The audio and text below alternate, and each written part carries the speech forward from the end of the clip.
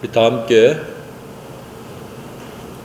은혜 받고자 하는 말씀의 제목은 잘 심고 잘 거두는 삶, 잘 심고 잘 거두는 삶이라는 제목으로 다 함께 은혜 받기를 원합니다.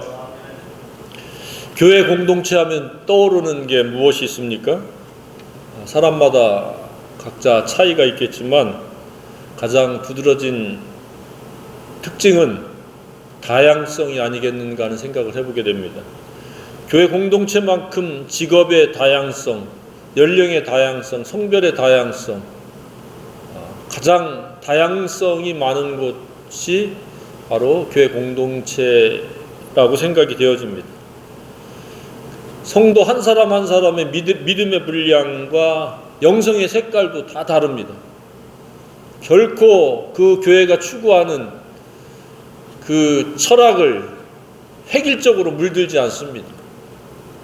따라가는 사람, 안 따라가는 사람, 동조하는 사람, 동조하지 않는 사람, 그리고 자기의 고유한 개성과 기질에 따라서 영성의 어떠함도 다 다릅니다. 열정의 영성을 가진 사람과 차분한 영성을 가진 사람도 있을 수 있습니다.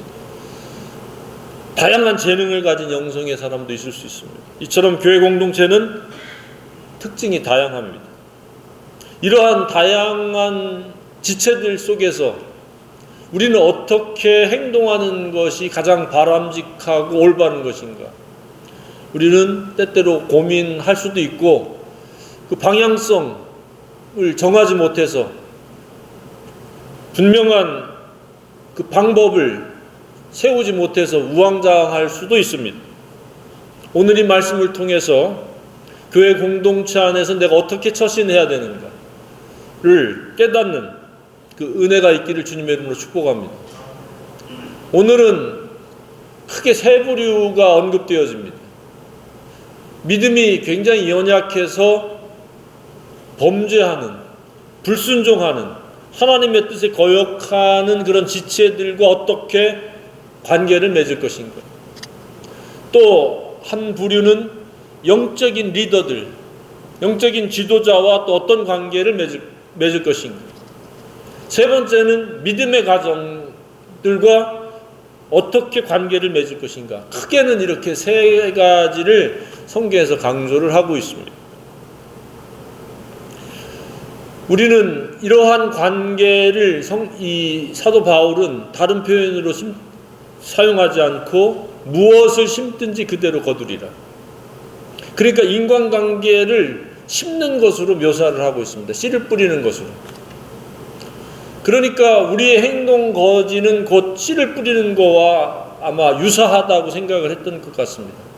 그래서 우리가 하는 행동 거지는 행동 거지로 끝나는 것이 아니라 씨를 뿌리는 것과 같아서 어떤 행동 거지를 했느냐에 따라서 되돌아온다는 이야기입니다. 어떤 씨를 심느냐에 따라서 그 씨앗에 의해서 작물이 달라집니다. 깨를 심으면 깨가 자라나고 옥수수를 심으면 옥수수가 자라나듯이 우리가 어떻게 행동하느냐, 어떤 행동 거지에 의해서 사느냐에 따라서 우리가 그것을 고스란히 되돌려 받는 것, 이것을 무엇을 심든지 그대로 거두리라 라고 말씀을 하고 있습니다. 우리는 공동체 안에서 좋은 그러한 씨를 뿌리는 자와 같아서 좋은 것을 거둘 수 있는 그러한 성도가 되어야 한다고 믿습니다. 잘못 심어서 잘못 행동해서 엉뚱하게 하나님의 다루심의 손길 속에서 징계 속에서 많은 우여곡절을 불필요하게 당할 필요가 없다고 생각이 되어집니다. 그래서 첫 번째는 공동체 안에서 이 연약한 자들, 믿음으로 번번이 살지 못하고 불순종하면서 넘어지는 자들. 의인도 분명히 넘어집니다. 모든 의인이 다 승리의 생활을 하는 것은 아닙니다. 그런 넘어지는 자들에 대해서 내가 어떤 태도를 취해야 되는가? 어떤 태도를 취해야 된다고 말씀하고 있습니까? 온유한 심령. 넘어졌다고 고소해하거나 정죄 비판의 기회를 삼거나 아예 그냥 너는 너고 나는 나라고 하고 등을 돌리는 것이 아니라 교회 공동체의 일원이라면 그것을 내가 알고 있다면 온유한 심정으로 바로 잡아야 된다. 바로 잡아야 된다. 교훈과 책망과 바르게 함과 의로 교육, 성령께서 우리에게 하듯이 우리도 성령의 도구가 되어서 그렇게 불순종하면 안 된다. 그렇게 하나님의 말씀을 거역하면 너 여러 가지 많은 불필요한 곤고와 고통을 더 크게 당할 수 있다. 뭐 등등의 말로써 그들을 바로잡아야 된다는 이야기입니다. 그런데 가장 중요한 마음가짐이 뭐냐? 그냥 의무나 이런 것이 아니라 온유한 마음. 온유는 무슨 마음이에요?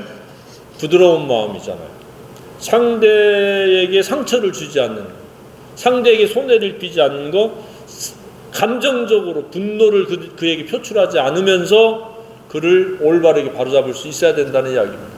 우리는 사람을 바로잡는 일이 굉장히 어렵다는 것을 느낍니다. 그 어려운 이유가 감정적으로 고치려고 하고 내 의도대로 사람을 바꾸려고 하기 때문일 가능성이 매우 높습니다. 그럴 때는 오히려 전혀 제3자처럼 대하면서 가장 중요한 온유를 놓치면 우리는 바로잡는 데 있어서 성공을 거둘 수 없습니다.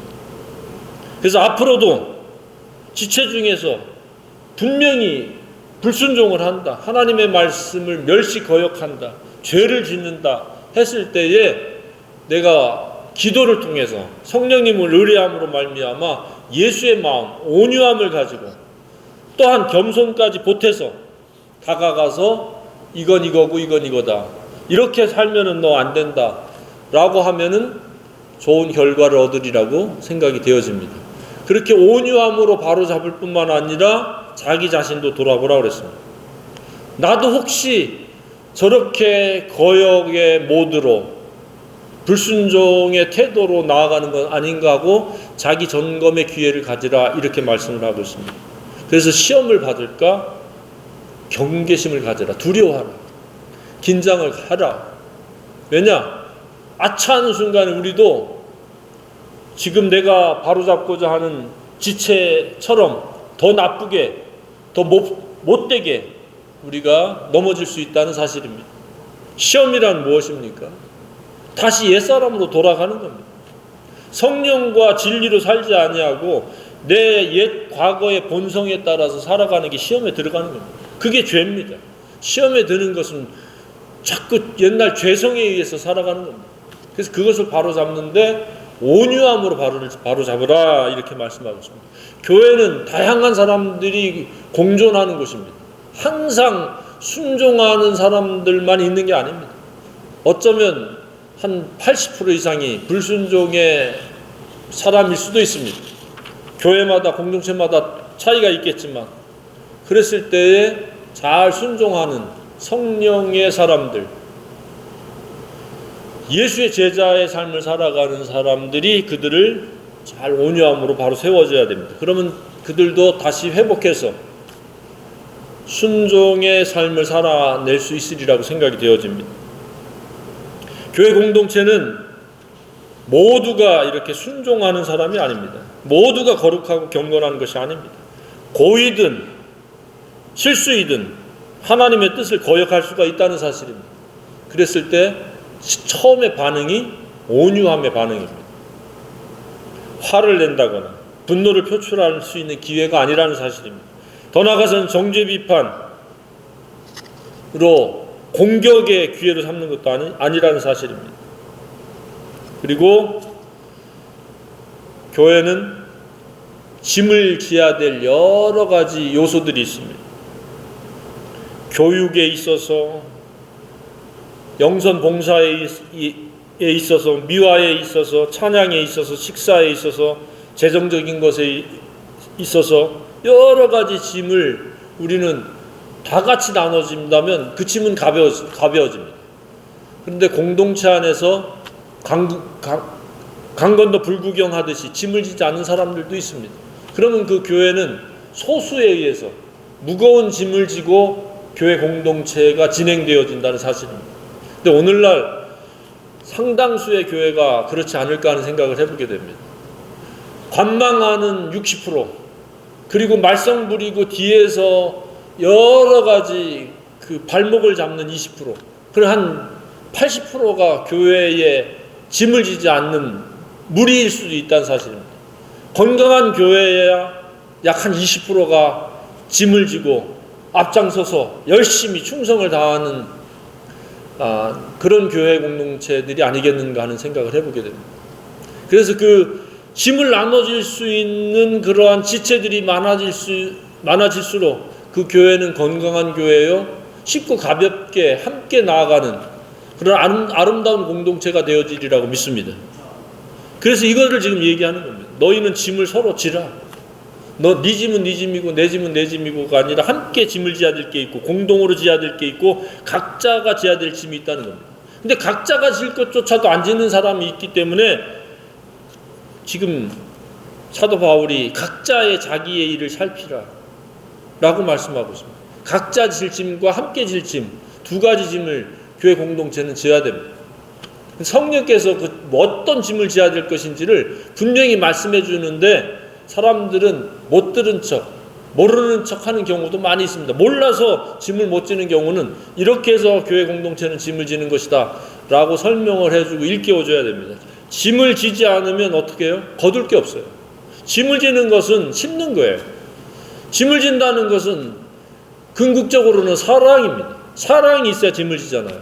그래서 사랑을 심으면 기쁨을 거둘 수 있고 하나님 은혜를 거둘 수 있고 축복을 거둘 수 있는데 짐을 안 진다, 나몰라라 하니까 하나님께서 축복할 기회를 스스로 박탈해버리고 은혜 받을 수 있는 기회를 스스로 막아버리고 여러 가지 하나님의 은혜와 더 풍성한 삶을 경험할 수 있는 그런 심는 기회를 갖지 아니하니까 많은 성도라 일컫는 이들이 계속해서 빈핍한 가운데 전전긍긍하는 그런 경우도 있을 수 있다는 사실입니다.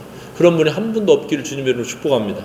성경이 뭐라고 그랬습니까? 주라 그러면 주실 것이 흔들어 넘치도록 채워주신다 그랬죠.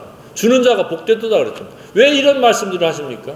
이렇게 사랑을 심고 짐을 나눠지는 그러한 수고를 심으면 반드시 하나님께서 성령으로 말미암아 영생을 거두게 하시고 축복을 거두게 하시고 은혜를 거두게 하시고 풍성함을 거두게 하실 것이라고 믿습니다. 두 번째는 누구하고 관계를 어떻게 가지라는 이야기입니까? 가르침을 받는 자는 말씀을 가르치는 자와 교회의 리더들, 영적인 지도자들, 스승들, 선생님들하고 좋은 것을 함께 한다 그러니까 꼭 좋은 것 그러면 사람들이 물질만 생각하는데 물질은 일부분입니다. 물질은 그냥 아주 소소한 작은 것이고 진짜 좋은 것을 함께하는 건 뭐예요? 모든 좋은 것은? 가장 좋은 것은 예수 그리스도의 복음과 성령 안에서의 진리가 가장 좋은 것이라고 믿습니다. 그것으로 함께 좋은 것을 함께 교제하고 나누는 거예요. 첫째는. 그리고 이제 두 번째는 이제 사회적이고 물질적인 것. 그런 것들도 우리가 함께 밥을 같이 한다든지 물질적인 것을 이렇게 사례를 한다든지 그것은 두 번째인데 가장 좋은 것은 복음과 진리를 함께 나누는, 주고받는, 일방적으로 받기만 하는 것이 아니라 함께 나눌 수 있는 그런 눈높이를 같이 하는 것을 심으라는 이야기입니다. 그러한 영성으로 살 수 있는 저와 여러분이길 원합니다. 그냥 일방적으로 그냥 주는 대로 받아먹는 게 아니라 서로 교류하는 거예요. 모든 좋은 것, 복음을, 진리를, 하나님 은혜를, 그리고 간증을, 내가 축복받았던 것을, 하나님 경험했던 걸, 깨달았던 걸 함께 나누는 거예요. 함께 주는 거예요. 모든 것을. 그렇지 않으면 스스로 속이는 것입니다. 하나님은 업신여김 받지 아니하시나니 사람이 무엇으로 심든지 그대로 거두리라. 이러한 올바른 태도, 올바른 관계, 올바른 품행을 심을 때에 바로 그것에 상응하는 결과를 우리가 경험하게 된다는 이야기입니다. 근데 아무것도 제대로 올바르게 심은 것이 없는데 무엇을 기대할 수 있겠습니까? 인생에. 교회 공동체는 심고 거두는 최초의 장소요, 관계입니다. 그러니까 교회 공동체 안에서 잘 심지 못하면 안에서 새는 바가지 바깥에 나가서 새는 거예요. 그러니까 교회 공동체 안에서 불순종하면서 짐도 지지 아니하면서 혼자 독자적으로 살아가는 그러한 유형의 사람은 거둘 게 거의 없다는 거예요. 공동체 안에 깊숙이 들어와서 함께 짐을 지는, 함께 수고하는, 함께 충성하는 그런 공동체 일원이 되라는 그런 의미로 우리가 받아들여야 돼요. 그래서 8절에 뭐라고 얘기했습니까? 자기중심적이고 자기위주는 어떤 거예요? 자기의 육체를 위하여 심는 자는, 이기적인 사람들이잖아요. 교회에 무관심하는 사람, 교회 소속은 되어 있는, 어떻게 거둬요? 육체로부터 썩어질 것을 거두고 성령을 위하여 심는 자는 성령으로부터 영생을 거두리라. 성령으로 말미암는 것은 온유요 겸손이요 남의 짐을 지고 내 짐도 지는 것이죠. 그런데 그렇지 않은 사람들은 자기 육체를 위해서만 그냥 살아가는 거예요. 전전인가 먹을 거, 입을 거, 뭐 쓸 거, 돈 걱정, 미래 걱정. 그러면서 자기의 발등에 불만 생각하고 살아가는. 교회 공동체는 하나의 그냥 하나 액세서리, 자기가 소속되어 있다고 하는 그런 하나의 사회적 프로필에 해당되어지는 그런 경우가 많이 있습니다. 애매모호한 입장을 취하는 거죠. 성령 안에서 그 공동체 활동이 이루어지지 않는다는 거죠. 성령으로부터 심는 것은 무엇이에요? 선을 행하게 됐다. 아까 얘기한 대로 짐을 지는 것, 그리고 온유함으로 바로잡는 것, 자기의 짐을 지는 것, 그 다음에 영적인 리더들과 말씀과 복음으로 서로 교류하며 대접하고 섬기는 것, 함께하는 것, 이런 것들이 바로 선을 행하는 것이다. 우리말로 하면 착한 일을 하는 것이다. 그래서 세 번째는 무엇입니까? 그러므로 우리는 귀에 있는 대로 모든 이들에게 착한 일을 하되, 우리가 관계하는, 내게 허락되어지는 인간관계의 모든 사람들에게 내가 할 수 있는 성령 안에서의 가장 올바른 관계요 태도는 뭐예요? 착한 일 하는 거예요. 착한 일. 나는 누군가의 착한 사람이 되어야 되는 거예요. 그게 무슨 프로모션에서, 이벤트를 통해서, 어떤 체면을 동원해서 꾸며서가 아니라 성령으로 말미암아 내가 할 수 있는 착한 일, 선을 행하는 거예요. 그게 뭐예요? 목마를 때 냉수 한 그릇 주는 것, 힘들어할 때 격려해 주는 것, 복음을 모르고 진리를 몰라서 곤고와 고통 속에 살아가면 곤고와 고통에서 벗어나도록 돕는 게 진짜 착한 일이라고 믿으시기 바랍니다. 우리는 그런 착한 일을 해야 되는 거예요. 그냥 나 몰라라 하면 안 돼요. 더 나아가서는 그들을 위해서 중보기도 해주는 거예요. 저들이 복음을 깨닫게 해달라고, 진리를 알게 해달라고, 복음을 순종하고 진리로 살아갈 수 있게 해달라고. 그냥 이 넘어진 지체들, 범죄한 지체들도 기도해야 되고, 모든 이들에게도 선한 일, 복음을 전하는 일을 해야 되고, 더 나아가서는 세 번째, 교회 공동체 안에서는 믿음의 가정들에게, 넘어지지 않고 나와 똑같은 믿음의 가정들, 지체들에 대해서 더욱 착한 일을 하라고 그랬어요. 더욱 믿음의 가정들에게 착한 일을 많이 해라. 일반 내가 만나고 있는 모든 사람들에게도 착한 일을 해야 되지만 믿음의 가정들에게 착한 일을 해야 돼. 그들을 세우고 격려하고 그들이 하나님과 동행할 수 있도록 중보기도 해주고. 착한 일은 직접적인 것이 있고 간접적인 것이 있습니다. 중보기도 해주는 것 같은 것은 간접적이지만 매우 놀라운 사랑이요, 성령으로 착한 일을 심는 것, 대표적인 것이라고 생각이 되었습니다. 나의 그 중보기도 때문에 그가 안전하고 평안하게 살 수 있는 것 아닙니까? 그가 잘 될 수 있는 것 아닙니까? 우리는 우리 자신을 위해서 살아가는 데 있어서 길들여지고 익숙한 사람이 많습니다. 육신적인 그리스도인이라고 하는 것은 자기 육신 위주로, 자기 생각 위주로, 자기 목표 위주로 살아가는 겁니다.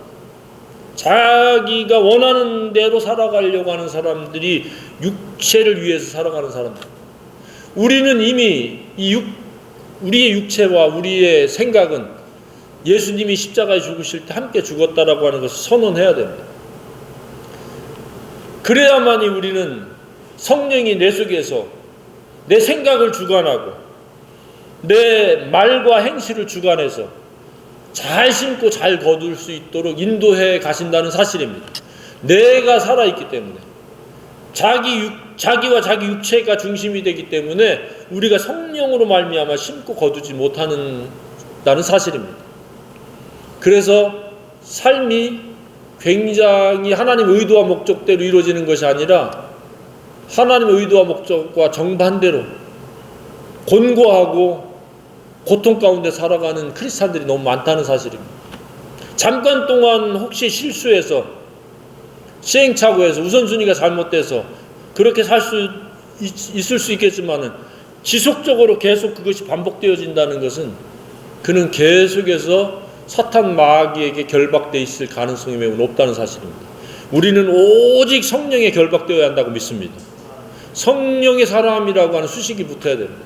그랬을 때 우리는 이런저런 올바른 인간관계를 펼칩니다. 영적인 리더는 물론이요, 믿음이 어려서 연약해서 넘어지는 자들과도 그러고, 나와 다른 믿음의 가정들과 또 나에게 허락되어진 인간관계의 사람들과도 정말로 착한 사람으로 선한 일을 행하는 자로서 인간관계를 맺을 수 있다는 사실입니다. 억지로, 그리고 어느 날 되는 것이 아니라 매일매일 우리는 성령을 의뢰함으로 말미암아 내게 주어지는 순간순간들이 성령으로 말미암아 말할 수 있고 행동할 수 있고 선을 행하는 그런 기회로 삼아야 된다고 믿습니다. 그때가 바로 이런저런 모양으로 사랑을 행할 수 있는 그런 기회임을 깨닫고 어떤 사랑을 펼쳐야 될지 성령께 물어서 냉수 한 그릇으로 사랑할 것인지, 말씀의 교제로 격려함으로 사랑할 것인지, 복음과 진리를 전함으로 사랑할 것인지, 넘어진 자를 일으켜 세우는 그런 따뜻하고 온유한 마음을 펼침으로 사랑을 행할 것인지, 우리는 성령의 인도함을 받는다면 우리는 적재적소에서 아름다운 성령을 심고 성령으로 말미암는 영생을 거두게 되어지리라고 믿습니다. 매일매일의 발자취가 그냥 걸어가는 발자취가 아니라 성령으로 말미암아 선을 심고 하나님이 주시는 기쁨을 거두는 그런 은혜의 삶을 살아낼 수 있다고 믿습니다. 하나님이 원하시는 삶의 행태는 바로 그런 겁니다. 독자적인 의무로 내중심적으로 내 위주로 사는 것이 아니라 나는 성령의 도구가 되어서 성령의 인도함을 받아서 한 걸음 한 걸음 나아가는 겁니다. 그 성경에 곳곳에서 하나님의 주권적인 그러한 교훈이 얼마나 많습니까? 사람이 마음으로 자기 길을 계획할지라도 걸음을 인도하시는 분은 여호와시고, 우리가 억지로 선을 행할 수는 없습니다.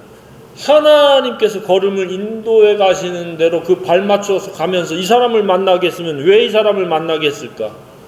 우리는 잠깐 기도해 보면 분명히 성령께서 말씀해 주십니다. 세미한 음성으로 말씀하실 때 우리는 그 성령을 따라서 복음을 전하면 그냥 잠깐이라도 복음을 전해야 되고, 격려가 필요하면 격려해야 되고, 바로잡아야 될 것이 있으면 기도하면서 온유함으로 바로잡으면 됩니다. 그런데 그런 것들을 싹 무시하는 이유가 여전히 내가 중심이 되면 성령의 세미한 음성을 들을 수 없습니다. 성령의 도구로 살 수가 없습니다. 더 나아가 그러니까 선을 심고 아름다운 하나님의 그 축복과 은혜를 거둘 수가 없습니다. 기쁨을 거둘 수가 없습니다. 성도의 가장 두드러진 특징은 성령 안에서 사랑을 심고 기쁨을 거두는 것이라는 것을 깨닫기를 바랍니다. 지지리도 슬프고 괴롭고 비교의식에 빠지고 우울하고 근심 걱정 두려움에 사로잡히는 크리스찬은 성령으로 살고 있지 않다라고 하는 것을 웅변적으로 선언하는 겁니다. 빨리 회개하고 자기는 부인하고 자기 십자가에 못 박힌 채로 성령을 의뢰하고 기도하고 말씀과 기도에 의해서 삶을 영위해 나간다면 어느 곳에서도 성령의 도구가 되어지고 성령의 사람이 되어서 사랑을 실천하게 되리라고 믿습니다. 사랑과 희락과 화평과 오래 참음과 자비와 양선과 충성과 온유와 절제와 이와 같은 것들이 계속해서 생산되어지듯이 열매 맺고 하나님께 영광을 돌리게 되어지리라고 믿습니다. 이 교회 공동체에 주신 이 말씀을 마음에 새기고 좋은 성도로 좋은 인간관계를 펼침으로 하나님께 영광 돌릴 수 있기를 주님의 이름으로 축복합니다.